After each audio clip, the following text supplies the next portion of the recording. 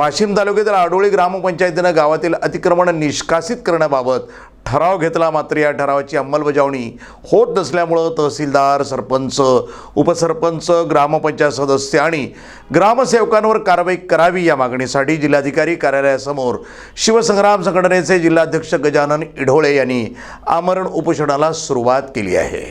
आडोळी येथील अतिक्रमणासाठी 2020 मध्ये ग्रामपंचायतीने ठराव घेतला होता अतिक्रमण काढण्यासाठी ग्रामसभेमधून, आणि दुसरा ठराव मासिक सभेमधून ग्रामसभेमध्ये खुद सरपंच सूचक असताना त्या ठरावाच्या अंमलबजावणी करण्यात आली व नंतर 3 लोकांना त्या नोटिसासुद्धा त्या अतिक्रमणधारकांना देण्यात आल्या, परंतु अद्यापही त्या विषयावर कोणतीही कारवाई केलेली नाही।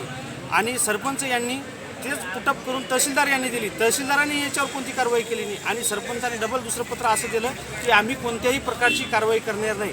सरपंचाची याच्यात 3 प्रकारची वेगवेगळी दुटप्पी भूमिका असल्यामुळे आम्हाला आज नाईलाजानं उपोषणाला बसण्याचं काम पडलं। आमचं एकच म्हणणं आहे की या दुटप्पी भूमिकेमुळे सरपंच, उपसरपंच, सर्व सदस्य, ग्रामसेवक, तहसीलदार यांच्यावर कारवाई करावी, हीच आमची मागणी आहे।